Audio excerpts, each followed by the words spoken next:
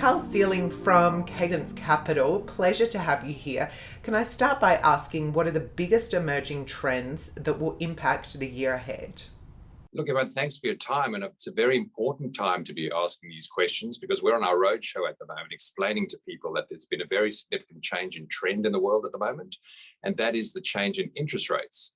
We had interest rates falling from 1981 to 2002 roughly, or 2001 roughly. And now we're seeing interest rates going up. And that is a trend that should go for about 40 years if it's consistent with the trend from 1945 to 1981.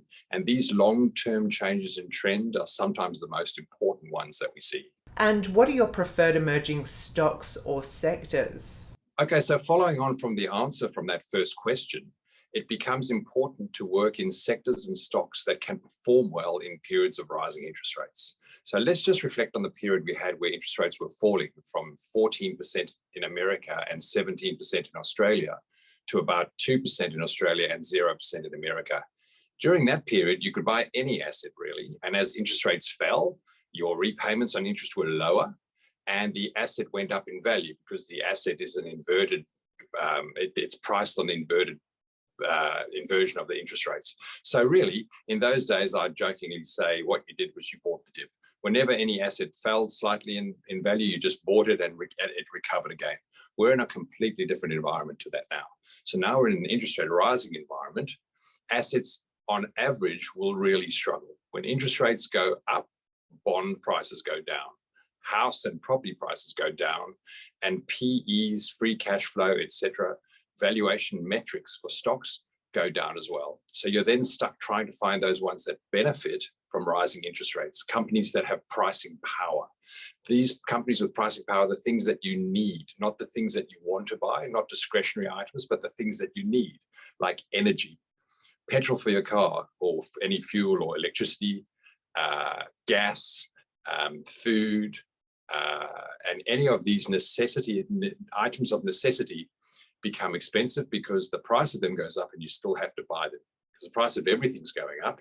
But you first of all take care of the things that you have to buy before you do any discretionary spending. And that's a very big change compared to what we've experienced historically. So what emerging trends should everyone learn more about and why? Okay, so I've been going around on the roadshow saying what you need to do is have a look at this interest rate chart that we have on our website over the last 220 years. And then we've adapted that interest rate chart to show what interest rates might look like in 25 years' time. The average interest rate over the last 220 years is 8.5%. They got as high in America as 14% and as low as 0%. And in Australia, they got as high as 17% and they got as low as around 1.5% to 2%. So what you need to do is look at that period from 1945 to 1981. I think I said that in the first question, where interest rates were going up, and really study that period in detail.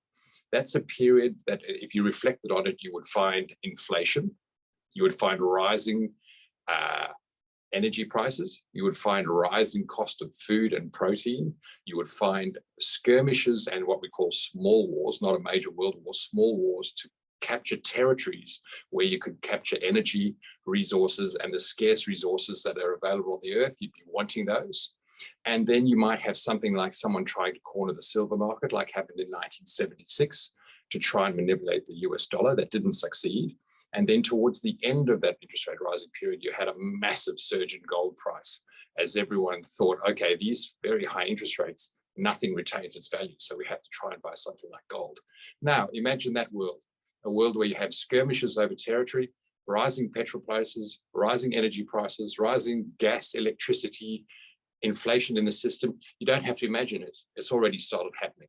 So we're in that world already. So there should be nothing really unique about telling that story, although it's not popular to tell people that interest rates are going to go up.